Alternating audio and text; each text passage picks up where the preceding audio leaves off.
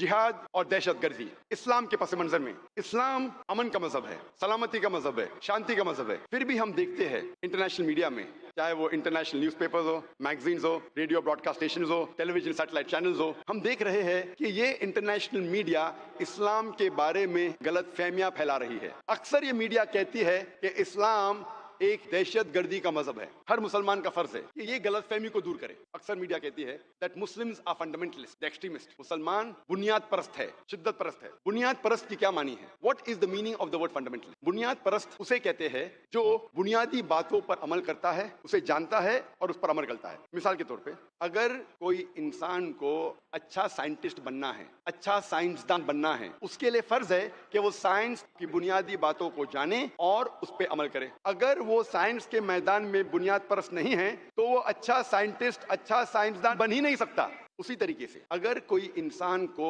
अच्छा मैथमेटिशियन बनना है, उसके लिए फर्ज है कि वो मैथमेटिक्स की बुनियादी बातों को जाने और उस पर अमल करे। जब तक वो मैथमेटिक्स के मैदान में बुनियाद परस्त नहीं बनता, तब तक वो अच्छा मैथमेटिशियन बन ही नहीं सकता। हम सब बुनियाद परस्त को एक ही लाठी से नहीं हाँक सकते। ये नहीं कह सकते कि सब अच्छे या सब बुरे हैं। हमें देखना पड़ेगा किस मैदान में वो बुनियाद परस्त है, फिर हमें कहना पड़ेगा कि वो अच्छा इंसान है या बुरा इंसान है। मिसाल के तौर पर, अगर एक शख्स चोरी के मैदान में बुनियाद परस्त, वो पेशे से चोर है और हजारों लोगों को लूटता है, वो माशरे के लिए अच्छा नहीं है, वो माशरे के लिए बुरा है। दूसरी तरफ, अगर एक बुनियाद परस्त डॉक्टर है जिसका पेशा है हजारों इंसानों की जान बचाना, वो एक अच्छा बुनियाद परस्त इंसान है, वो माशरे के लिए अच्छा है। हम सब बुनियाद परस्त को एक ही लाठी से नहीं हाँक सकते। हमें देखना पड़ेगा किस मैदान में वो बुनियाद परस्त है और फिर फैसला करेगा कि वो अच्छा है कि बुरा है। जहां तक के इस्लामी बुनियाद परस्ती का सवाल है, मुसलमान बुनियाद परस्त का सवाल है, मैं एक बुनियाद परस्त मुसलमान हूं और मुझे गर्व है कि मैं बुनियाद परस्त मुसलमान हूं, क्योंकि मैं इस्लाम की बुनियादी बातों को जानता हूं और उस पर अमल करता हूं। और मैं जानता हूं कि इस्लाम में एक भी बुनियादी तालीम नहीं है जो इंसानियत के खिलाफ है। हो सकता है कि कुछ तालीमात को गैर मुसलमान नहीं समझते हैं, उन्हें वजह नहीं पता और समझते हैं कि ये इंसानियत के लिए गलत है। लेकिन अगर आप कोई भी खुले जहन वाले इंसान से इस्लामी तालीमात के बारे में जिक्र करेंगे, उसकी वजह बताएंगे, उसका बैकग्राउंड बताएंगे, उसका लॉजिकल रीजन बताएंगे, इंशाअल्लाह एक भी खुले जहन का इंसान कभी भी नहीं कहेगा कि एक भी इस्लाम की तालीम है जो इंसानियत के खिलाफ है। इसीलिए मुझे गर्व है कि मैं बुनियाद परस्त मुसलमान हूं।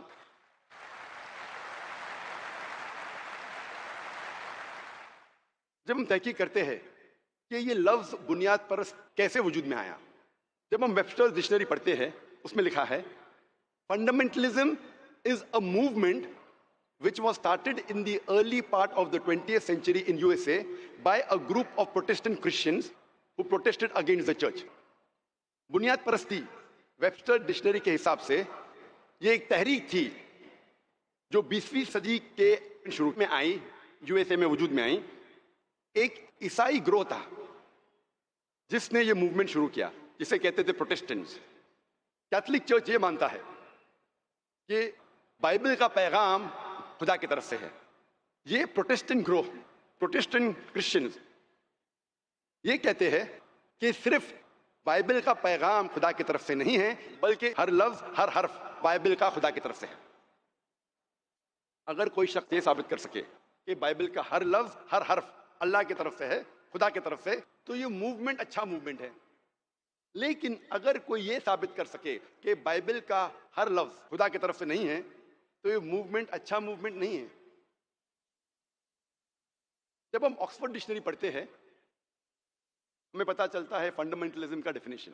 ऑक्सफोर्ड डिक्शनरी में लिखा है कि fundamentalism is strict adherence and maintenance of the ancient doctrines and fundamentals of any religion. Oxford dictionary के मुताबिक बुनियाद परस्ती के मानी हैं शिद्दत से कोई मजहब के पुराने उसूलों या बुनियादी बातों पर अमल करना। लेकिन जब हम रिवाइज्ड एडिशन पढ़ते हैं ऑक्सफोर्ड डिक्शनरी का, तो एक तब्दीली आ चुकी है उसमें। The revised addition of Oxford dictionary says that fundamentalism is strict adherence or maintenance of ancient doctrine or fundamentals of any religion, especially Islam. बुनियाद परस्ती शिद्दत के साथ कोई मजहब کہ पुराने उसूलों या बुनियादी बातों पर अमल करना, खुसूसन इस्लाम. ये खुसूसन इस्लाम, specially Islam, is an addition in the revised addition of the Oxford dictionary.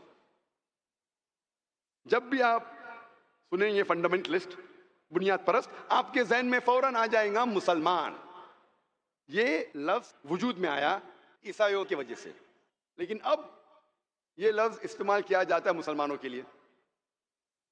जब भी आप कोई मुसलमान का नाम सुनेंगे, आपके दिमाग में फौरन आ जाएगा कि वो बुनियाद परस्त है, वो शिद्दत परस्त है. और हम मुसलमान, हम डिफेंस पे जाते हैं, हम जाते हैं अपने आप को बचाने के लिए. नहीं नहीं नहीं, मैं बुनियाद परस्त नहीं हूं, मैं शिद्दत परस्त नहीं हूं. मैं कहता हूं कि मैं शिद्दत परस्त हूं. I am an extremist. I am extremely kind, I am extremely merciful, I am extremely loving, I am extremely honest. मैं कहता हूं कि मैं शिद्दत परस्त हूं. मैं शिद्दत से रहम करता हूं, मैं शिद्दत से प्यार करता हूं, मैं शिद्दत से दया करता हूं, मैं शिद्दत से अदल करता हूं, मैं शिद्दत परस्त हूं. मैं ये जानना चाहता हूं कि ये शिद्दत परस्ती इंसानियत के लिए क्यों बुरी है. मैं सही दिशा में शिद्दत परस्त हूं, गलत तरफ शिद्दत परस्ती इंसानियत के लिए बुरी बात है. लेकिन कुरान मजीद में लिखा है कि आपको शिद्दत के साथ दया करना चाहिए, शिद्दत के साथ प्यार करना चाहिए, शिद्दत के साथ रहम करना चाहिए. जब अदल करे तो शिद्दत के साथ करो. ये मत कहो कि अगर मेरा फायदा है तो मैं अदल करूंगा, नुकसान है तो अदल नहीं करूंगा. शिद्दत से अदल करना हर मुसलमान के लिए फर्ज है. हम मुसलमान अक्सर डर जाते हैं, हम मुसलमान डिफेंस के लिए जाते हैं, अपने बचाव के लिए, और हमारे कुरान का पैगाम भूल जाते हैं. आज की मीडिया कहती है कि मुसलमान दहशतगर्द है, मुस्लिम्स आर टेररिस्ट. कई बार वही इंसान, वही काम, लेकिन उसको दिए जाते दो अलकाब. मैं आपको मिसाल दूंगा. 60 साल पहले, 70 साल पहले, 80 साल पहले, जब अंग्रेज हमारे देश पे हुकूमत करते थे, उस वक्त कई हिंदुस्तानी इस देश की आजादी के लिए लड़ रहे थे. ये लोग को लक़ब दिया गया था अंग्रेजों ने दहशतगर्द का. वही इंसान हम आम हिंदुस्तानी कहते थे कि वो देशभक्त है, कि वो पेट्रियट है. वही इंसान, वही काम, लेकिन दो अलकाब.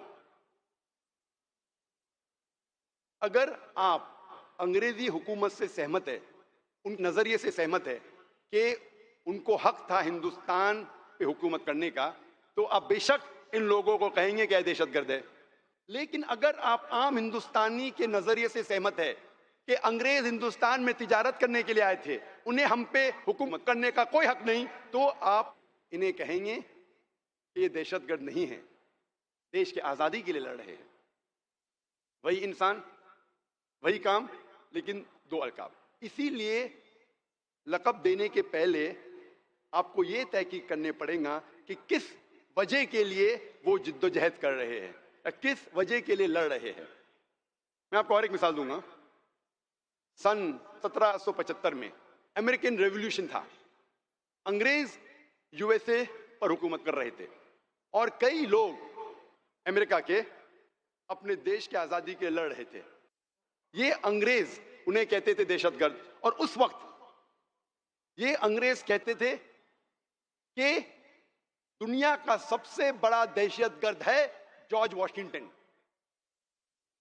जब यूएसए को आजादी मिलती है, वही नंबर 1 दहशतगर्द, सबसे बड़ा दहशतगर्द दुनिया का जॉर्ज वॉशिंगटन, वो बन जाता है यूएसए का प्रेसिडेंट.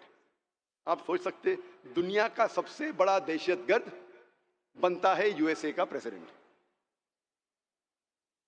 इससे हमें यह अंदाजा होता है कि जो भी ताकतवर है, वो जो भी लक़ब देता है वो इंसान को, चाहे सही या गलत है, वो लक़ब उसे चिपक जाता है और दुनिया उसे मानने लगती है. ये इस्लाम का उसूल नहीं है. इस्लाम का उसूल ये है कि अल्लाह ताला फरमाते सूरह हुजुरात में, सूरह नंबर 49 आयत नंबर 6 में, कि जब भी आपके पास कोई पैगाम आता है, कोई इल्म हासिल करते हैं आप, उसकी तहकीक करो दूसरे तक पहुंचाने के पहले. लेकिन आज की तारीख में जो भी ताकतवर लक़ब देता है, दुनिया उसे मान लेती है. साउथ अफ्रीका को आजादी मिलने के पहले गोरे उन पर हुकूमत करते थे. It was called apartheid system. जो रंग में भेदभाव करते हैं, गोरे समझते थे कि हम सुपीरियर है, हम और आला है, हम ऊंचे इंसान हैं। उस वक्त गोरों ने नेल्सन मंडेला को अरेस्ट करके 25 साल से ज्यादा रॉबिन आइलैंड में कैद कर रखा था, और उस वक्त कहते थे गोरे कि नेल्सन मंडेला दुनिया का सबसे बड़ा दहशतगर्द है। जब साउथ अफ्रीका को आजादी मिलती है, वही सबसे बड़ा दुनिया का दहशतगर्द बन जाता है न्यू साउथ अफ्रीका का प्रेसिडेंट। चंद साल बाद उसी इंसान नेल्सन मंडेला को मिलता है नोबेल प्राइज फॉर पीस। क्यों? नहीं कि वो बुरा इंसान था और अच्छा बन गया, उसी काम के लिए जिसके लिए उसे 25 साल से ज्यादा कैद कर रखा था, उसी काम के लिए उसे मिलता है नोबेल प्राइज फॉर पीस। सोच सकते, दुनिया का सबसे बड़ा दहशतगर्द को मिलता है नोबेल प्राइज फॉर पीस। ये सारा मीडिया का खेल है, जिसको चढ़ाने का चढ़ाती है, जिसको उतारने का उतारती है। दिन को रात में तब्दील करती है, रात को दिन में, काला को सफेद, सफेद को काला में। मीडिया को काला को सफेद साबित करना आसान है, सफेद को काला साबित करना आसान है। इसीलिए आप देखते इस्लामिक टेररिज्म तर्जुमा करेंगे तो हो जाता है कि अमन का दहशतगर्द। हो सकता है क्या अमन की दहशतगर्द? आज जो सबसे ज्यादा बदनाम इस्लामिक लफ्ज है, जिसके बारे में सबसे ज्यादा गलतफहमी है आज, वो है लफ्ज जिहाद। आज जिहाद के बारे में सबसे ज्यादा गलतफहमी है। ना ही गैर मुसलमानों को गलतफहमी है, मीडिया के वजह से कई मुसलमानों को भी गलतफहमी है। सिर्फ गैर मुसलमान ने, मुसलमान भी अक्सर सोचने लगे कि अगर कोई भी जंग मुसलमान लड़ता है, चाहे अपने जाती फायदे के लिए हो, चाहे नाम के लिए हो, चाहे पावर के लिए हो, चाहे जमीन के लिए हो, चाहे माल के लिए हो, उसे कहते हैं जिहाद। इस्लाम में जिहाद के मानी ये नहीं कि कोई मुसलमान जंग कर रहा है अपने खुद के फायदे के लिए, माल के लिए, नाम के लिए, शोहरत के लिए, जमीन के लिए। जिहाद की सही मानी है वो आता है अरबी लफ्ज जहादा से, जिसके मानी हैं जिद्दोजहद। इंग्लिश में कहेंगे टू स्ट्राइव और टू स्ट्रगल। तो जिहाद की मानी है टू स्ट्राइव और स्ट्रगल। जिहाद के मानी है जिद्दोजहद। और इस्लामिक पस मंजर में जिहाद के मानी है कि अपने गलत ख्वाहिशों के खिलाफ जिद्दोजहद करना। जिहाद के मानी है कि माशरे को बेहतर बनाने के लिए जिद्दोजहद करना। जिहाद के मानी है कि सेल्फ डिफेंस में, अपने आप को जंग के मैदान में बचाने के लिए जिद्दोजहद करना। जिहाद के मानी है कि जुल्म के खिलाफ जिद्दोजहद करना। जिहाद के मानी सिर्फ है जिद्दोजहद। मिसाल के तौर पे, अगर एक तालिब इल्म अपने एग्जाम में पास होने के लिए जिद्दोजहद कर रहा है, उसे कहेंगे जिहाद। लोग को अक्सर गलतफहमी है, गैर मुसलमानों को नहीं, मुसलमानों को भी, कि जिहाद सिर्फ मुसलमान ही कर सकता है। कुरान में कई आयतें हैं जिसमें अल्लाह ताला फरमाते हैं कि जो लोग गैर मुसलमान हैं वो जिहाद कर रहे हैं, जिद्दोजहद कर रहे हैं। मैं आपको मिसाल दूंगा। अल्लाह ताला फरमाते हैं कुरान मजीद में सूरह लुक़मान में सूरह नंबर 31 आयत नंबर 14 में कि हमने इंसानों से कहा है कि अपने वालिदैन की इज्जत करो, उनके साथ अच्छा बर्ताव करो, खुसूसन अपनी माँ। फौरन दूसरी आयत में सूरह लुक़मान सूरह नंबर 31 आयत नंबर 15 में अल्लाह ताला फरमाते, लेकिन अगर आपके वालिदैन जिद्दोजहद कर रहे हैं आपको इबादत करने के लिए उसकी, अल्लाह के अलावा जिसके बारे में आपको इल्म नहीं है। अल्लाह ताला फरमाते, अगर आपके वालिदैन जिद्दोजहद कर रहे, जिहाद कर रहे आपको इबादत करने के लिए अल्लाह के अलावा जिसका आपको इल्म नहीं, तो आप उनका कहना मत मानो, लेकिन फिर भी उनके साथ हुस्न सलूक करो। यह पैगाम फिर से दोहराया है सूरह अनकबूत में सूरह नंबर 29 आयत नंबर 8 में, ऐ इंसानों अपने वालिदैन के साथ अच्छा बर्ताव करो, हुस्न सलूक करो। लेकिन अगर आपके वालिदैन आपके साथ जिद्दोजहद करते हैं, आपके साथ जिहाद करते हैं उसकी इबादत करने के लिए जो अल्लाह के अलावा कोई और शख्स है जिसका आपको इल्म नहीं है, तो आप उनका कहना मत मानो। इन आयतों में हमें पता लगता है कि अल्लाह सुब्हाना व तआला उनके बारे में जिक्र कर रहा है, गैर मुसलमान वालिदैन के बारे में जो अपनी औलाद से जिद्दोजहद करते हैं, ان کو فورس کرتے ہیں اللہ کے علاوہ کسی اور کی عبادت کرنے کے لیے، ان کو فورس کر رہے ہیں، ان سے زبردستی کر رہے ہیں شرک کرنے پر، اس کو بھی اللہ تعالیٰ فرماتے یہ جہاد ہے۔ اللہ تعالیٰ فرماتے ہیں سورہ نساء میں سورہ نمبر 4 آیت نمبر 76 مومن ہے وہ جو جد و جہد کرتے ہیں اللہ کے راہ میں، اور وہ لوگ جو ایمان کے خلاف ہے وہ لوگ جد و جہد کرتے ہیں شیطان کے لیے۔ اسے یہ پتا چلتا ہے ہمیں ان آیتوں کے ذریعے کہ جہاد مسلمان بھی کرتے ہیں، غیر مسلم بھی کرتے ہیں، لیکن جب مسلمان صحیح طریقے سے جہاد کرتا ہے اسے کہتے ہیں جہاد فی سبیل اللہ، جو ایمان کے خلاف جد و جہد کرتا ہے اسے کہتے ہیں جہاد فی سبیل شیطان۔ اکثر قرآن مجید میں جب جہاد کا ذکر ہوتا ہے ہم مانتے ہیں کہ وہ جہاد فی سبیل اللہ ہے، لیکن اگر پس منظر سے پتا چلتا ہے کہ وہ جہاد فی سبیل اللہ نہیں ہے تو ہم اسے کہتے ہیں جہاد فی سبیل الشیطان۔ یہ لفظ جہاد، اس کا ترجمہ اکثر غیر مسلمان اور کئی سو کالڈ اسلامک اسکالرز جو اپنے آپ کو اسلامک اسکالرز کہتے ہیں، وہ جہاد کا ترجمہ کرتے ہیں ہولی وار،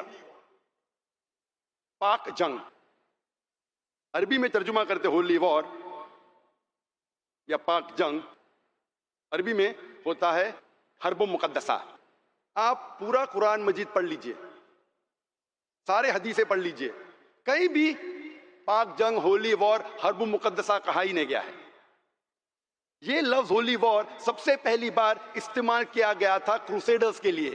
عیسائی جب اپنا مذہب پھیلا رہے تھے طاقت کے بل پہ، تلوار کے بل پہ، لوگ سے زبردستی عیسائیت قبول کرا رہے تھے، اس وقت اسے کہتے تھے ہولی وار۔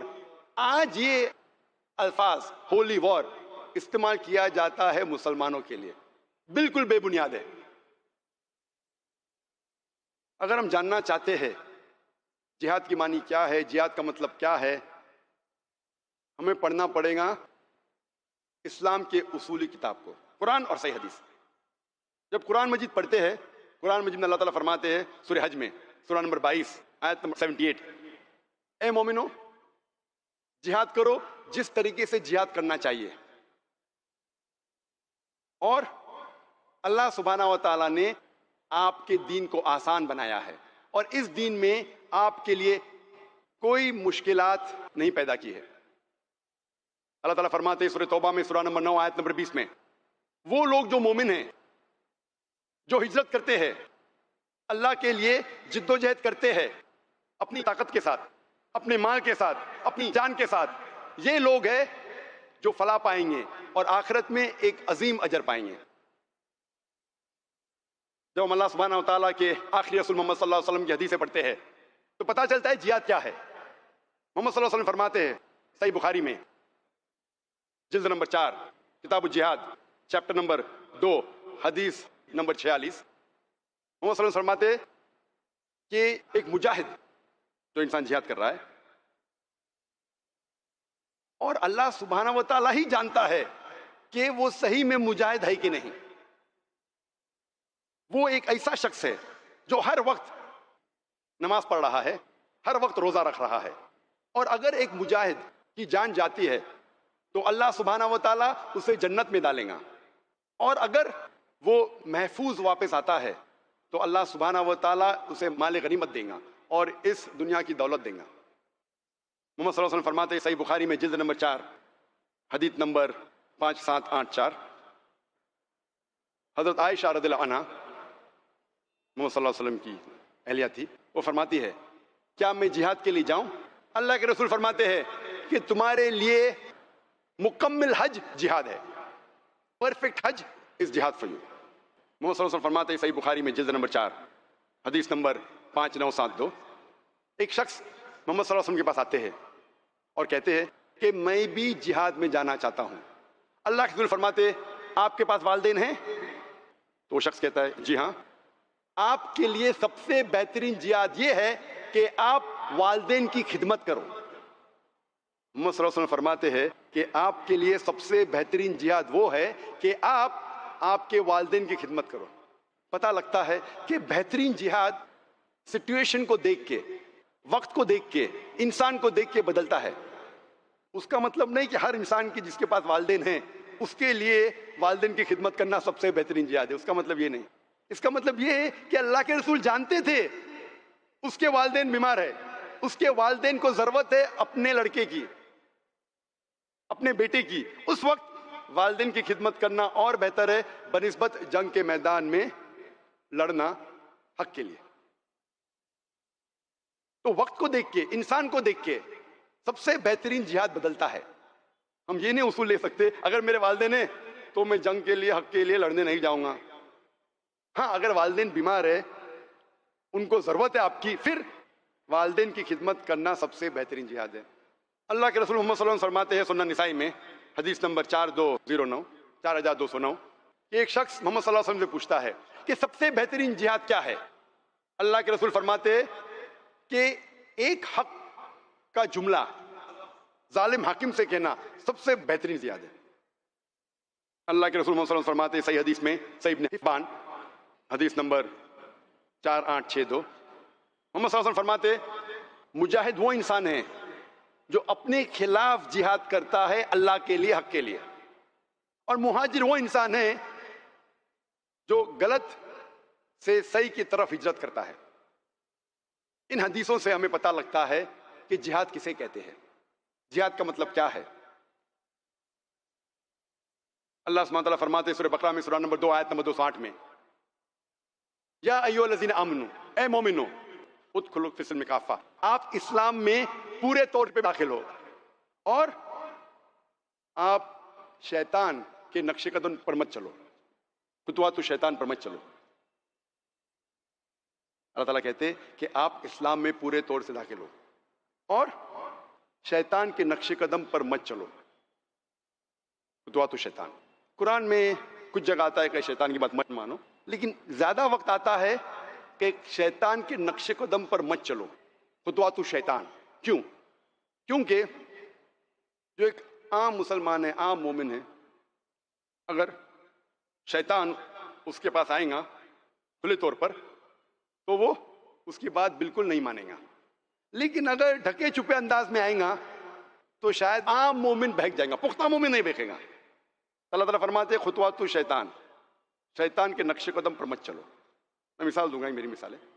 اگر ایک عام مومن کے پاس, عام ایک دم پختہ نہیں ہے, ذرا کمزور مومن ہے, اگر کوئی لڑکی کہیں گی ایک عام مومن کمزور مومن سے چلو رات ساتھ میں گزاریں گے, وہ کہیں گا بالکل نہیں, حرام ہے. لیکن اگر وہی لڑکی اس آدمی کو فون کریں گی تو وہ کہیں گا لڑکی سے فون پہ بات کرنا کیا حرج ہے, وہ زنا حرام ہے, لڑکی سے فون پہ بات کرنا نو پرابلم, کوئی حرج نہیں. تو چند بار لڑکی سے فون پہ بات کر لیتا ہے. پھر وہ لڑکی کہتی ہے کیوں نہ ہم میک ڈونلڈ جائے کوئی برگر کے لیے, یا کوئی نکڑ پہ کوئی چائے پانی کے لیے جائے. چائے پانی کے لیے جانا لڑکی کے ساتھ کوئی حرج نہیں. پھر چند دن بعد وہ لڑکی کہیں گی کیوں نہ ہم ڈنر کے لیے, کھانے کے لیے کوئی ریسٹورینٹ جائے. لڑکی کے ساتھ ڈنر کے لیے, کھانے کے لیے جانا کوئی حرج نہیں. پھر وہ لڑکی کہیں گی کیوں نہ رات گزارے, لڑکی کے ساتھ رات گزارنا کوئی حرج نہیں ہے. اسے کہتے ہیں خطوات شیطان. یہ قرآن میں نہیں لکھا, یہ خالی مثال ہے, میری مثال ہے. اس طریقے سے ایک کمزور مومن, شیطان پورے طور کھلے طور پہ آئیں گا تو آپ اس سے دور رہیں گے, لیکن چھپے طریقے سے. اسی لیے قرآن میں لکھا ہے کہ زنا کے قریب مت آؤ. زنا کرنا تو حرام ہے, زنا کے قریب مت آؤ, سورہ اسراء میں سورہ نمبر 17 آیت نمبر 32 میں, کیونکہ یہ ایک برا گناہ ہے اور دوسرے گناہ کی طرف لے جاتا ہے آپ کو. لیکن خطوات شیطان, شیطان کے نقش قدم, ڈھکے چھپے انداز میں شاید ایک کمزور انسان بہک سکتا ہے. اللہ کے رسول فرماتے ہیں صحیح مسلم میں جلد نمبر 1 کتاب ایمان حدیث نمبر 79 محمد صلی اللہ علیہ وسلم فرماتے ہیں کہ اگر آپ کوئی غلط چیز دیکھتے ہیں تو اسے ہاتھ سے روکیے. اگر ہاتھ سے نہیں روک سکتے تو کم از کم زبان سے روکیے. اگر زبان سے بھی نہیں روک سکتے تو کم از کم دل میں کوسو. اس وقت آپ سب سے نیچے درجے کے مومن ہیں. مثال کے طور پر اگر آپ دیکھ رہے ایک انسان, ایک آدمی کوئی عورت کے ساتھ غلط کام کر رہا ہے, بلاತ್ಕಾರ کر رہا ہے, زنا بالجبر کر رہا ہے, اگر طاقت آپ کو اللہ نے دی ہاتھ سے روکیے. ہاتھ سے نہیں روک سکتے کم از کم منہ سے بولیے بھائی صاحب مت کرو, آپ کو ڈر ہے کہ میں ہاتھ سے روکوں گا تو مجھے مار دے گا گولی سے. تو کم از کم منہ سے روکیے. اگر منہ سے نہیں روک سکتے کم از کم دل میں کوسیے. اگر آپ دل میں کوسیں گے تو سب سے نیچے درجے کے مومن ہوں گے. لیکن اگر اللہ نے آپ کو طاقت دی ہے روکنے کی ہاتھ سے اور نہیں روکیں گے تو اللہ آپ سے طاقت لے لیں گا. اگر آپ کو زبان کی قوت دی ہے بات کرنے کی اور اگر آپ غلط کام کے خلاف بات نہیں کریں گے اللہ تعالیٰ وہ قوت لے لیں گے آپ سے. روسنا تو ہر انسان کر سکتا ہے, وہ بھی نہیں کر سکیں گے تو آپ مومن ہی نہیں ہیں. میرے نزدیک آج کے اس حالات میں میرے نزدیک سب سے بہترین جہاد ہے دعویٰ. میرے نزدیک آج کے حالات کو دیکھ کے سب سے بہترین جہاد ہے کہ اسلام کے خلاف جو غلط فہمیاں لوگ پھیلا رہے ہیں ہر مسلمان کا فرض ہے کہ وہ دور کرے. ہر مسلمان کا فرض ہے کہ وہ دعویٰ کرے, غیر مسلمانوں کو اسلام کا پیغام پہنچائے. اسی لیے شیخ عبداللہ ابن جبرین رحم اللہ جو بڑے عالم تھے سعودی عربیہ کے, ابھی انتقال ہو چکے چند سال پہلے, وہ کہتے تھے کہ آج سب سے بہترین ہتھیار ہے میڈیا اور سب سے بہترین جہاد ہے میڈیا کا استعمال کرو اسلام کو پھیلانے کے لیے. اور جو دعوتی جہاد کا بھی ذکر قرآن مجید میں ہے. اللہ تعالیٰ فرماتے ہیں قرآن مجید میں سورہ فرقان میں سورہ نمبر 25 آیت نمبر 52 میں کہ آپ جہاد کرو قرآن سے. یہ مکی آیت ہے. قرآن سے جہاد کیا کرو؟ لڑائی کرو, قتل کرو. قرآن سے جہاد کرو مطلب قرآن کا پیغام غیروں تک پہنچاؤ. اللہ سبحانہ تعالیٰ فرماتے ہیں سورہ توبہ میں سورہ نمبر 9 آیت نمبر 24. یہ میرے نزدیک ایسا سورہ ہے جو سب سے زیادہ ملیٹنٹ ہے. یہ واحد سورہ ہے جس کی شروعات میں بسم اللہ الرحمن نہیں ہے, اللہ کے نام سے جو رحمان و رحیم ہے. جب اللہ سبحانہ و تعالیٰ آیت نمبر 24 پر آتے ہیں, اللہ تعالیٰ فرماتے ہیں کل انکان آباؤکم, کہو چاہے وہ آپ کے والد ہو, وہ ابناؤکم یا آپ کے بیٹے ہوں, وہ اخوانکم یا آپ کے بھائی ہو, وہ ازواجکم یا آپ کے ازواج ہو, بیوی یا شوہر ہو, وہ عشیرتکم یا آپ کے رشتہ دار ہو. اللہ تعالیٰ فرماتے آپ کو کس سے محبت ہے؟ آپ کے والد سے, آپ کے بیٹوں سے, آپ کے بھائیوں سے, آپ کے بیویوں یا شوہر سے, آپ کے رشتہ دار سے. وہ اموال اقترفتموها وہ تجارت تخشون کسادها ومساکن ترضونها, جو اپنی جائیداد اکٹھا کی ہے, جو تجارت کر رہے ہیں آپ, جو گھر میں آپ رہ رہے ہیں, اللہ تعالیٰ پوچھتے ہیں آپ کو کس سے محبت ہے؟ آپ کے والد سے, آپ کے بیٹوں سے, آپ کے بھائیوں سے, آپ کے بیویوں یا شوہر سے, آپ کے رشتہ داروں سے, آپ کی دولت سے, آپ کی تجارت سے, آپ کے گھر سے. اور اللہ سبحانہ تعالیٰ کہتے ہیں احب الیکم من اللہ ورسولہ وجہاد فی سبیلہ. اگر آپ ان چیزوں سے محبت کرتے ہیں اللہ سے زیادہ, اللہ کے رسول سے زیادہ, اللہ کے راہ میں جہاد کرنے سے زیادہ, اللہ کے راہ میں جد و جہد کرنے سے زیادہ, اللہ تعالیٰ فرماتے فتربصوا آپ ٹھہرو, آپ رک جاؤ, حتی یأتی اللہ بامری واللہ لا یہدی القوم الفاسقین. اللہ سبحانہ و تعالیٰ اپنا حکام, اپنا ڈیسیشن آپ پہ ڈالیں گا. واللہ لا یہدی القوم الفاسقین, اور اللہ سبحانہ و تعالیٰ فاسق لوگ کو ہدایت نہیں دیتا. اس آیت میں اللہ تعالیٰ فرماتے آپ جن چیزوں سے محبت کرتے ہیں اپنے والد سے, اپنے بیٹوں سے, اپنے بھائیوں سے, اپنے بیویوں اور شوہر سے, اپنے رشتہ دار سے, اپنے مال سے, اپنے تجارت سے, اپنے گھر سے, اگر ان چیزوں سے زیادہ محبت کرتے اللہ سے زیادہ, اللہ کے رسول سے زیادہ, اللہ کے راہ میں جد و جہد کرنے سے زیادہ, آپ ٹھہرو, اللہ تعالیٰ آپ کو ڈسٹروائے کرے گا, آپ کو ہلاک کرے گا. واللہ لا یہدی الفاسقین, اور اللہ سبحانہ و تعالیٰ فاسق لوگ کو ہدایت نہیں دیتا. اللہ تعالیٰ فرماتے سورہ محمد میں سورہ نمبر 47 آیت نمبر 38 میں وَإِن تَتَوَلَّوْا يَسْتَبْدِلْ قَوْمًا غَيْرَكُمْ ثُمَّ لَا يَكُونُوا أَمْثَالَكُمْ. اگر آپ کام نہیں کریں گے, اللہ کا کہنا نہیں مانیں گے, اللہ سبحانہ و تعالیٰ آپ کی جگہ ایک دوسری قوم لے آئیں گا. يَسْتَبْدِلْ قَوْمًا غَيْرَكُمْ ثُمَّ لَا يَكُونُوا أَمْثَالَكُمْ, اور وہ آپ کی طرح نہیں ہوں گے. اگر آپ اللہ کا پیغام نہیں مانیں گے, اللہ کا کہنا نہیں مانیں گے, اللہ کے کام نہیں مانیں گے, اللہ سبحانہ و تعالیٰ ایک دوسری قوم کو لے کے آئیں گا اور وہ آپ کی طرح نہیں رہیں گی. اور ہم دیکھتے ہیں قرآن مجید میں اللہ سبحانہ و تعالیٰ فرماتے کہ پہلے اللہ سبحانہ و تعالیٰ نے یہودوں کو چنا تھا اپنا پیغام پیش کرنے کے لیے. وہ اللہ سبحانہ و تعالیٰ کے چنے ہوئے انسان تھے یہودی, انہوں نے اللہ کا پیغام نہیں مانا, اللہ کا حکم نہیں مانا. یہود عربوں کو نیچے دیکھتے تھے, جو لوگ کو نیچے دیکھتے تھے اللہ تعالیٰ نے اپنے کلام سے عربوں کو ان کے سر پہ بٹھایا. قرآن مجید کے ذریعے وہ جاہل لوگ ساری دنیا میں روشنی پھیلائے. لیکن آج اگر ہم اللہ تعالیٰ کا کہنا نہیں مانیں گے، اس کا پیغام غیروں تک نہیں پہنچائیں گے، دعویٰ نہیں کریں گے، اللہ تعالیٰ کو ہماری ضرورت ہی نہیں. یستبدل قوما غیرکم ثم لا یکونوا امثالکم. اللہ تعالیٰ آپ کی جگہ دوسرے لوگ کو لے کے آئے گا. اللہ کو ہماری ضرورت نہیں ہے. the rubbish that we are. اللہ کو آپ کی اور میری ضرورت ہی نہیں ہے. اللہ اکیلے کافی ہے. اللہ تعالیٰ فرماتے سورہ عمران میں سورہ نمبر 3 آیت نمبر 110 میں کنتم خیر امۃ اخرجت للناس. اے مسلم، ہم نے تمہیں سب سے بہترین قوم بنایا ہے. اللہ سبحانہ و تعالیٰ ہم مسلمانوں کو عزت دے رہا ہے. اللہ تعالیٰ کا قانون ہے، جب بھی اللہ تعالیٰ عزت دیتا ہے اس کے ساتھ ذمہ داری لازم ہے. عزت کے ساتھ، آنر کے ساتھ ذمہ داری، رسپانسبلٹی لازم ہے. مثال کے طور پہ ایک اسکول میں پرنسپل کی عزت ٹیچر سے زیادہ ہے، ٹیچر کی عزت کلرک سے زیادہ ہے. اس کے ساتھ ساتھ پرنسپل کی رسپانسبلٹی ٹیچر سے زیادہ ہے، ٹیچر کی رسپانسبلٹی کلرک سے زیادہ ہے. اللہ تعالیٰ اس آیت میں سورہ عمران سورہ نمبر 3 آیت نمبر 110 میں ہمیں عزت دے رہا ہے. کنتم خیر امۃ اخرجت للناس. اے مومنو، آپ سارے انسانوں میں سب سے بہترین قوم ہیں. اتنی عزت دے رہا ہے. کیا ہمارے پاس کوئی ذمہ داری نہیں؟ ذمہ داری اللہ تعالیٰ اسی آیت میں فرماتے ہیں تأمرون بالمعروف وتنہون عن المنکر وتؤمنون باللہ. کیونکہ آپ لوگوں کو اچھائی کی طرف بلاتے ہیں اور برائی سے روکتے ہیں اور اللہ میں ایمان لاتے ہیں. اللہ تعالیٰ میں سب سے بہترین امہ کہتا ہے، قوم کہتا ہے، کیونکہ ہم لوگوں کو اچھائی کی طرف بلاتے ہیں اور برائی سے روکتے. اگر ہم لوگوں کو اچھائی کی طرف نہیں بلائیں گے اور برائی سے نہیں روکیں گے، ہم خیرہ امہ کہلانے کے لائق نہیں ہیں. ہم مسلمان کہلانے کے لائق نہیں ہیں. ہر مسلمان کا فرض ہے کہ وہ لوگوں کو اچھائی کی طرف بلائے اور برائی سے روکے اور اللہ میں ایمان لائے. دعویٰ کرنا، لوگ کو اچھائی کی طرف بلانا، غلط کام سے روکنا ہر مسلمان کا فرض ہے. اور یہ ایک نقطہ ہے، ضروری ہے، فرض ہے آپ کو جنت میں جانے کے لیے. اللہ تعالیٰ سورہ العصر میں فرماتے سورہ نمبر 103 آیت نمبر 1 سے 3.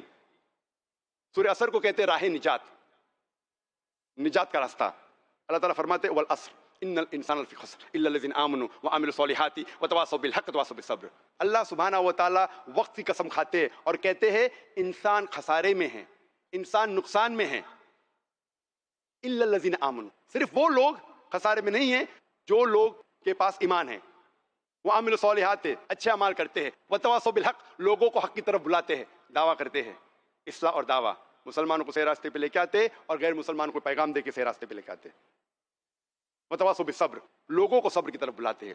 اس سورے سے پتہ لگتا ہے کہ کوئی بھی انسان کو جنت میں جانے کے لیے کم از کم 4 چیزوں کی ضرورت ہے: ایمان، عمل صالحات، وتواصوا بالحق، دعویٰ، وتواصوا بالصبر.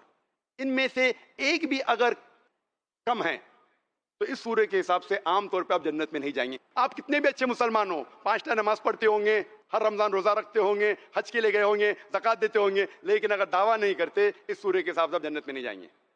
اگر اللہ تعالیٰ چاہتا ہے اور ڈالنا چاہتا ہے تو اس کی مرضی، کیونکہ اللہ تعالیٰ فرماتے ہیں سورہ نساء میں سورہ نمبر 4 آیت نمبر 116، سورہ نساء سورہ نمبر 4 آیت نمبر 48 میں کہ اللہ سبحانہ و تعالیٰ اگر چاہے تو کوئی بھی گناہ معاف کر سکتا ہے، لیکن شرک کبھی بھی نہیں معاف کرے گا، کیونکہ شرک سب سے بڑا گناہ ہے. تو اگر آپ دعویٰ نہیں کریں گے اور اللہ تعالیٰ جنت میں ڈالنا چاہتا ہے، وہ اللہ کی مرضی، وہ ڈال سکتا ہے. لیکن عام طور پہ چاروں چیز ضروری ہے، صرف دعویٰ بھی نہیں، ایمان بھی، عمل صالحات، دعویٰ، وتواصوا بالصبر. ہم دیکھتے ہیں میڈیا میں اکثر اسلام کو بدنام کرنے کے لیے اسلام کے خلاف غلط فہمیاں پھیلا رہے ہیں. کئی بار یہ لوگ قرآن کا حوالہ دے کے لوگ کو بہکانے کی کوشش کرتے ہیں. اور عام طور پہ جو کرٹکس آف اسلام ہیں، جو اسلام کے خلاف لکھتے ہیں، وہ ایک مشہور آیت کو پیش کرتے ہیں، حوالہ دیتے ہیں بتانے کے لیے کہ اسلام دہشت گردی کا مذہب ہے. اور وہ کوٹ کرتے سورہ توبہ سورہ نمبر 9 آیت نمبر 5، اور کہتے ہیں کہ قرآن مجید میں لکھا ہے کہ جب بھی آپ کافر کو دیکھو، مطلب غیر مسلم، مطلب ہندو، اس کا قتل کرو. اکثر جو کرٹکس آف اسلام ہے، جو اسلام کے خلاف لکھتے ہیں، وہ ایک آیت کا حوالہ دیتے قرآن مجید کی، جس میں لکھا ہے کہ جب بھی آپ کافر کو دیکھو اس کا قتل کرو. کہنا چاہتے ہیں کہ مسلمانوں کو قرآن کہتا ہے کہ کافر کو دیکھ کے قتل کرو. اور جب آپ قرآن مجید کھولیں گے، سورہ توبہ سورہ نمبر 9 آیت نمبر 5، اس کا ترجمہ پڑھیں گے تو برابر ہے. اس میں لکھا ہے قرآن مجید میں جب بھی آپ کافر کو دیکھو اس کا قتل کرو. لیکن یہ پس منظر کے خلاف ہے، آؤٹ آف کنٹیکس ہے. پس منظر جاننا چاہتے تو سورہ توبہ سورہ نمبر 9 آیت نمبر 1 سے شروع کرو. اس میں لکھا ہے کہ مسلمان اور مکہ کے مشرکین کے بیچ ایک معاہدہ تھا, ایک پیس ٹریٹی تھی, ایک امن کا معاہدہ تھا, سلامتی کا معاہدہ تھا. اور یہ معاہدہ, یہ پیس ٹریٹی ایک طرفہ مکہ کے مشرکین نے توڑ دیا تھا. اس وقت اللہ سبحانہ و تعالیٰ سورہ توبہ سورہ نمبر 9 آیت نمبر 5 میں کہتے کہ آپ کو 4 مہینے کا وقت دیا جاتا ہے, اب سدھر جاؤ ورنہ اعلان جنگ. اور پھر سورہ توبہ سورہ نمبر 9 آیت نمبر 5 میں جنگ کے میدان میں اللہ تعالیٰ فرماتے ہیں کہ جنگ کے میدان میں جب کافر, جب دشمن آئیں گے آپ ان کا قتل کرو. اس کا مطلب کہ جب دشمن جنگ کے میدان میں آپ سے لڑنے کے آ رہے تو ڈرو مت. ہمت افزائی کے لیے اللہ تعالیٰ فرماتے ہیں کہ جنگ کے میدان میں ڈرو مت, ان کا سامنا کرو, ان کا قتل کرو. جنگ کے میدان میں بالکل صحیح ہے. مثال کے طور پہ اگر پریزیڈنٹ آف امریکہ یا آرمی جنرل آف امریکہ, جب جنگ ہو رہی ہے یو ایس اے اور ویتنام کی, تو جنگ کے میدان میں پریزیڈنٹ آف امریکہ یا آرمی جنرل امریکن سپاہی کی ہمت افزائی کے لیے کہتا ہے کہ دشمن جب آئیں گے ڈرو مت, سامنا کرو, قتل کرو, تو یہ صحیح ہے. لیکن اگر میں پس منظر کے خلاف آج اس کو بیان کروں گا کہ یو ایس اے کا پریزیڈنٹ کہہ رہا ہے کہ جہاں بھی آپ ویتنامیز کو پاؤ اس کا قتل کرو, تو میں ایسا الزام لگا رہا ہوں کہ وہ بوچر ہے, کہ وہ قصائی ہے. یہ پس منظر میں صحیح ہے. جب جنگ کے میدان میں دشمن جنگ کے لیے آتے ہیں میدان جنگ میں, تو ہمت افزائی کے لیے سپاہ سالار یا پریزیڈنٹ بالکل یہ کہیں گا کہ ڈرو مت, لڑو. تو اسی طریقے سے یہ آیت ایک جنگ کے میدان میں کہی گئی ہے کہ جب دشمن آتے ہیں ڈرو مت, آپ کا قتل کرنے آ رہے ڈرو مت, آپ ان کا قتل کرو.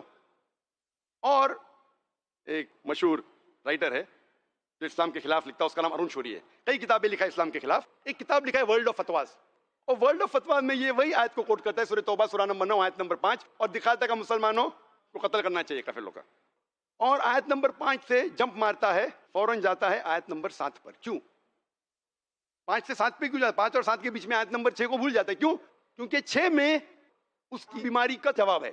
6 میں اللہ تعالیٰ فرماتے ہیں, آیت نمبر 6 سورہ توبہ سورہ نمبر 9, اللہ تعالیٰ فرماتے اگر وہ کافر, وہ مشرک, وہ دشمن امن چاہتا ہے اس کو صرف چھوڑ مت دو, اس کو ایسی محفوظ جگہ پر لے کے چھوڑو تاکہ وہ اللہ کا کلام سن سکے.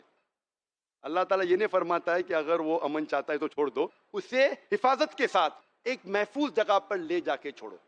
آج کے تاریخ میں سب سے دیالو سپاہ سالار, سب سے دیالو پریزیڈنٹ یہ کہے گا ارے وہ دشمن کو چھوڑ دو. یہاں اللہ تعالیٰ فرماتے چھوڑو مت, حفاظت کے ساتھ ایک محفوظ جگہ پر لے جاؤ اور پھر چھوڑو.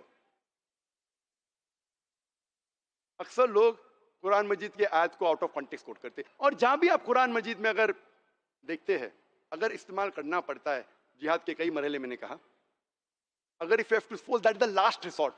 Violence, force, لڑائی ایک آخری ریسورٹ ہے, آخری علاج ہے. اور اس وقت بھی جہاں بھی آپ پائیں گے قرآن مجید میں آیت لڑنے کی, اس کے فوراً بات کہا ہے امن لڑنے سے بہتر ہے. کوئی بھی آیت لو, چاہے سورہ توبہ لو یا سورہ انفال لو, سورہ نمبر 8 آیت نمبر 7, اس کے بعد لکھا ہے امن لڑنے سے بہتر ہے. لیکن قرآن مجید میں اللہ تعالیٰ میں سمجھاتا ہے کس طریقے سے غیروں تک پیغام پہنچانا. قرآن مجید میں اللہ تعالیٰ فرماتے ہیں سورہ عمران میں سورہ نمبر 3 آیت نمبر 64 میں, تعالوا الی کلمۃ سواء بیننا وبینکم, آؤ ہم اس بات کی طرف جو آپ اور ہم میں یکساں ہے.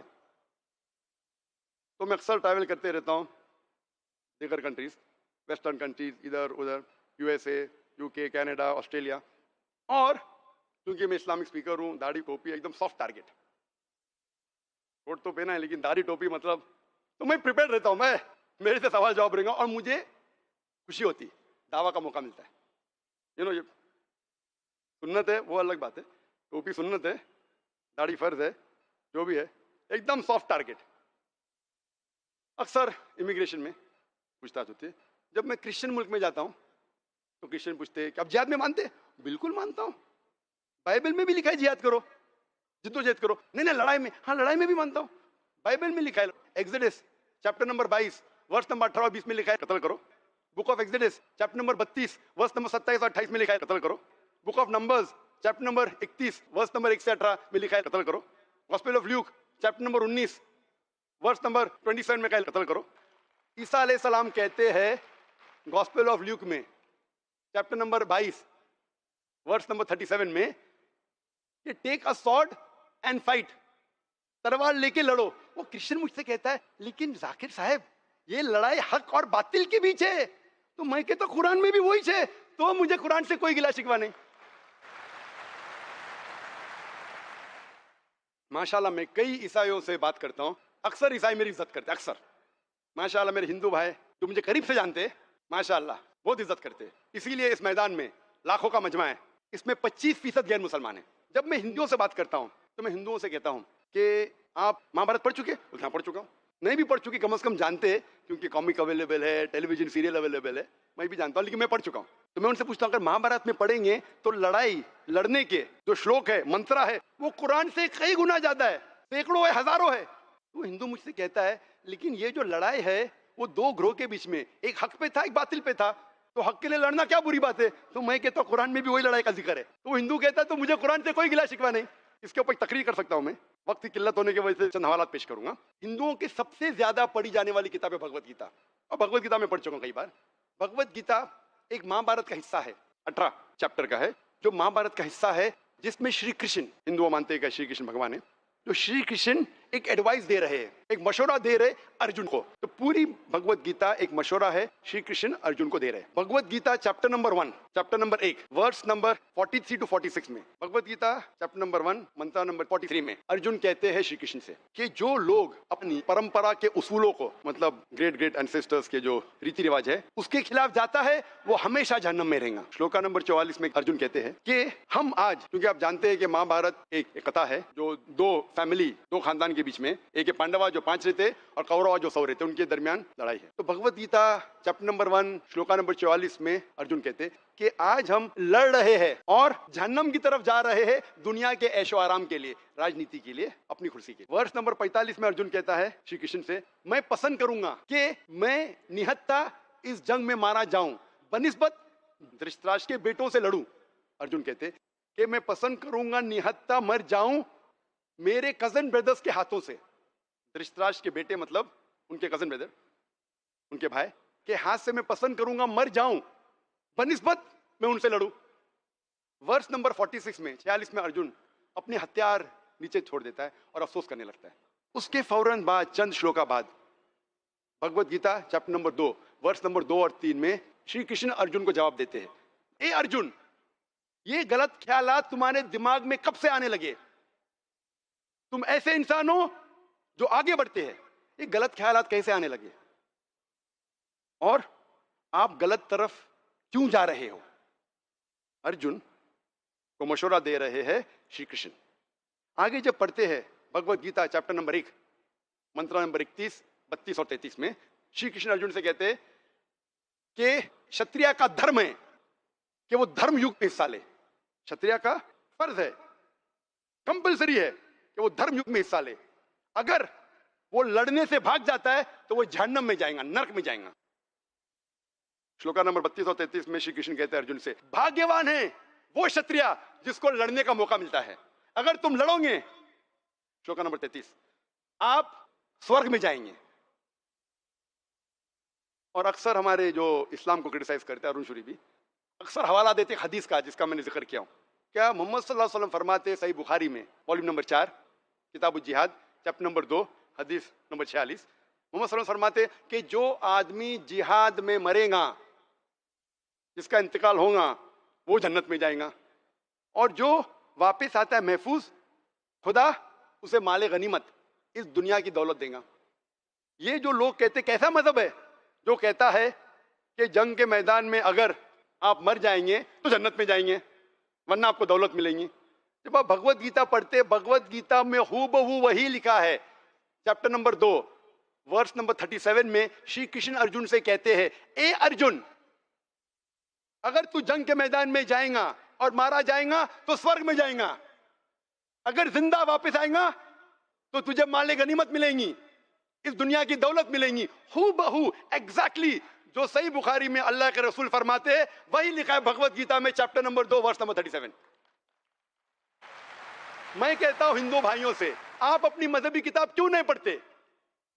अगर मैं ये कहूंगा कि श्री कृष्ण भड़का रहा है, इंसानों से कहता है अपने रिश्तेदारों का कत्ल करो, मैं शैतानी हरकत कर रहा हूं, मैं पस मंजर के खिलाफ बात कर रहा हूं। अगर मैं कहूंगा आपका ईश्वर श्री कृष्ण अर्जुन से कह रहा है कि अपने रिश्तेदारों का कत्ल करो, ये शैतानी हरकत है, बिल्कुल गलत है। मैं पस मंजर के खिलाफ बात कर रहा हूं, कोई भी हिंदू से नहीं मानेगा, लेकिन वो कहेगा कि ये तो हक और बातिल के दरमियान लड़ाई है। अगर सच के लिए लड़ने पड़े, चाहे आपकी जान जाए, चाहे रिश्तेदार के खिलाफ हो, वही पैगाम तो कुरान में लिखा है, इसमें लिखा है। अभी तक के एक भी हिंदू नहीं है, मैं हजारों से बात किया हूं, जिसने ये कहा कि कुरान में गलत है, हदीस में गलत है, क्योंकि मैं उनको हवाला दे रहा हूं भगवत गीता का। तो जब आप दूसरी मजहबी किताब पढ़ेंगे, अमन कायम होगा। तो लोग जो गलत इरादे से भड़काना चाहते हैं, लोग को दूसरे मजहब को मानने वालों के खिलाफ भड़काना चाहते, इसे आसानी से आप दूर कर सकते, सिर्फ तालव इला कलिमतिन सवाइम बैन बैनकुम, आओ हम उस बात की तरफ जो आप और हम में यकसा है। इतना आसान है। इसीलिए जब भी मैं जाता हूं, जब मैं बाहर गांव से आता हूं, तो वो कस्टम ऑफिसर, मुसलमान कस्टम ऑफिसर डर जाएगा, अरे मदद करूंगा तो फंस जाऊंगा। वो हिंदू कहेगा, ओ डॉक्टर साहब कैसे हो आप, जो कहेंगे सच कहेंगे, सच के सिवा कुछ नहीं कहेंगे। बोलते ग्रीन चैनल से जाओ, वही दाढ़ी वही टोपी, क्योंकि वो मुझे चैनल पे देखते। Sir can we ask you one question, वो फिर जरा अपने से फेवर चाहते, मुझे सवाल पूछते भगवत गीता के बारे में, कुरान के बारे में, और डबल फायदा, जो टाइम मेरा बच जाता है जाने में, मैं सवाल का जवाब देता हूं, वो भी खुश होता है, वो मेरे करीब आता है, मैं उसके करीब आता हूं, सही रास्ते पे आते। कुरान मजीद में जितने भी लड़ने की आयत है, एज अ लास्ट रिसोर्ट, उसके उसूल है। कुरान मजीद अल्लाह ताला फरमाते सूरह बकरा में, सूरह नंबर 2 आयत नंबर 190 में, जब आप लड़ते हैं उस वक्त आप हद को पार मत करो। जो हद को पार करते हैं वो बिल्कुल गलत काम करते हैं। अल्लाह ताला फरमाते सूरह बकरा में, सूरह नंबर 2 आयत नंबर 193-194 के लड़ो जब तक जुल्म खत्म हो जाए, जिहाद करो जब तक जुल्म खत्म हो जाए, उसके बाद आप बंद करो। और अक्सर मीडिया में, मैं तकरीर को खत्म करूंगा एक और मिसाल देखिए, मीडिया में अक्सर इस्लाम को बदनाम किया जाता है कि इस्लाम तलवार के जोर पर फैला। ये आखिरी मिसाल के साथ मैं तकरीर खत्म करूंगा कि जब हम तहकीक करते हैं, जैसे मैंने कहा, इस्लाम के मानी अमन है, सलामती है, शांति है। ये कहना कि इस्लाम तलवार के जोर पे फैला मतलब अमन तलवार के जोर पे फैला, ये बिल्कुल कॉन्ट्रडिक्टी है। और जब हम हिस्ट्री पढ़ते हैं, हिस्ट्री की कई मिसालें, हम जानते हैं कि हम मुसलमानों ने स्पेन में 800 साल हुकूमत की, दावा नहीं किया, पैगाम नहीं पहुंचाए, क्रिश्चियन आए, क्रूसेडर्स आए, हमें साफ कर दिया। एक भी मुसलमान खुली तौर पे आजान भी नहीं दे सकता था। हम मुसलमानों ने 1400 साल अरब मुमालिक पे हुकूमत की, 1400 साल, कुछ साल के लिए ब्रिटिशर्स आए, कुछ साल के लिए फ्रेंच आए, लेकिन पूरे तौर पे हम 1400 साल हुकूमत की। आज 1400 साल के बाद 140 लाख, 1 करोड़ 40 लाख अरब ईसाई है, या कॉप्टिक क्रिश्चियन ईसाई है सालों से, बरसों से। ये 1 करोड़ 40 लाख ईसाई शहादा दे रहे हैं कि इस्लाम तलवार के बल पे नहीं फैला। हम चाहते थे तो हर गैर मुसलमान को मुस्लिम बना सकते थे। हिंदुस्तान एक मिसाल है, हम हिंदुस्तान पे तकरीबन 800 से 1000 साल हुकूमत किया, चाहते तो हर गैर मुस्लिम को तलवार के नोक पे इस्लाम कबूल करने पे मजबूर कर सकते थे। आज के तारीख में 80% से ज्यादा हिंदुस्तान में गैर मुसलमान हैं। ये गैर मुसलमान हिंदुस्तानी शहादा दे रहे हैं कि इस्लाम तलवार की जोर पे नहीं फैला। इंडोनेशिया ऐसा मुल्क है जिसमें सबसे ज्यादा मुसलमान हैं। कौन सी मुस्लिम आर्मी फौज इंडोनेशिया गई? मलेशिया में 50% से ज्यादा मुसलमान हैं। कौन सी इस्लामिक फौज मलेशिया गई? In the east coast of Africa कौन सी मुस्लिम फौज गई? इससे साबित होता है इस्लाम तलवार के जोर पे नहीं फैला। और आज की तारीख में हम देखते हैं, एक स्टैटिस्टिक्स है जो रीडर राजेश अल्मेन एक बुक में आई थी 1984 में।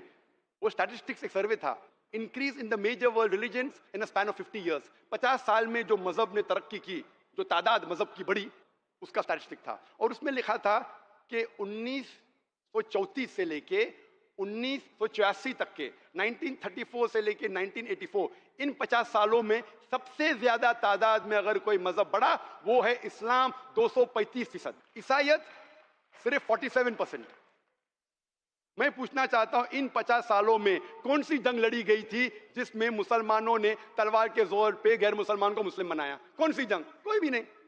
आज के स्टैटिस्टिक कहते सबसे ज्यादा फैलने वाला मजहब यूएसए में, अमेरिका में इस्लाम है। सबसे ज्यादा फैलने वाला मजहब यूरोप में इस्लाम है। सबसे ज्यादा फैलने वाला मजहब पूरे दुनिया में इस्लाम है। और जो मीडिया कहती है इस्लाम खवातीन पे जुल्म करता है, आपको ताज्जुब होगा जितने लोग इस्लाम कबूल कर रहे हैं, 2/3 हिस्सा, 2/3 हिस्सा इसमें से खवातीन है। मैं पूछना चाहता हूं, کیوں امریکن خواتین، کیوں یورپین خواتین اسلام قبول کر رہے؟ کیونکہ اسلام میں ہی خواتین کے جتنے بھی پرابلمز ہیں اس کا حل ہے. اسلام is the solution to the problems of humanity. اسلام انسانیت کے لیے حل ہے. اسی لیے اللہ تعالیٰ فرماتے ہیں 3 جگہ پہ قرآن مجید میں، سورہ توبہ سورہ نمبر 9 آیت نمبر 33، سورہ فتح سورہ نمبر 48 آیت نمبر 28، اور سورہ صف سورہ نمبر 61 آیت نمبر 9 میں هو الذی ارسل رسولہ بالہدی والدین الحق لیظہرہ علی الدین کلہ، کہ اللہ سبحانہ و تعالیٰ نے اپنے پیغمبر کو بھیجا حق کے ساتھ تاکہ وہ سارے ازمز، سارے مذاہب پہ غالب ہو، چاہے وہ سیکولرزم ہو، چاہے ایتھیزم ہو، چاہے ماڈرنزم ہو، چاہے ہندوازم ہو، چاہے سکھزم ہو، چاہے کرسچنزم ہو، وَلَوْ كَرِهَ الْمُشْرِكُونَ، کتنا بھی غیر مسلمان نہیں مانے. 2 بار لکھا ہے اور 1 بار لکھا ہے وَكَفَىٰ بِاللَّهِ شَهِيدًا، اور اللہ شہادت کے لیے کافی ہے. اللہ سبحانہ و تعالیٰ کو آپ کی اور میری ضرورت ہی نہیں اس دین کو غالب کرنے کے لیے. اللہ تعالیٰ اکیلے کافی ہے. اگر آپ سمجھتے آپ اور میری ضرورت ہے، اگر میں سمجھتا ہوں میں دعویٰ کر رہا ہوں، تقریر کر رہا ہوں اس لیے اسلام پھیل رہا ہے، میں سب سے بڑا بیوقوف ہوں. اللہ کو میری ضرورت ہی نہیں، آپ کی ضرورت ہے. اور میں اس تقریر کو ختم کروں گا ایڈم پیئرسن کی اسٹیٹمنٹ کے ساتھ. ایڈم پیئرسن کہتے ہیں کہ people who worry that one day nuclear weaponry will fall in the hands of the Arabs, they fail to realize that the Islamic bomb, the bomb of peace, has already been dropped. It fell the day Prophet Muhammad was born. Adam Pearson کہتے ہیں کہ وہ لوگ جو سوچ رہے ہیں، جس کو خوف ہے کہ ایک دن نیوکلیئر بم، نیوکلیئر ویپنری اربوں کے ہاتھ میں آ جائیں گا، وہ شاید بھول رہے ہیں کہ اسلامک بم، شانتی کا بم، امن کا بم گر چکا ہے. وہ اس دن گرا جس دن محمد صلی اللہ علیہ وسلم پیدا ہوئے. السلام علیکم ورحمۃ اللہ وبرکاتہ. جی خوش آمدید دوستو، امید کرتا ہوں ویڈیو آپ نے پوری دیکھی ہوگی اور آپ کو پسند بھی آئی ہوگی. بھائیو دوستو، ٹاپک ہے آج کا جہاد اور دہشت گردی. دہشت گردی کیا ہوتی ہے؟ سب سے پہلے ذرا اس پر نظر ڈالتے ہیں. جتنے بھی مشہور لوگ اس دنیا میں گزرے ہیں اور جتنے بھی موجود ہیں، ان سے بھی اگر آپ دیکھ لیں اور آپ اگر ڈکشنری میں بھی دیکھ لیں تو دہشت گردی بولتے ہیں بے گناہ کو قتل کرنا.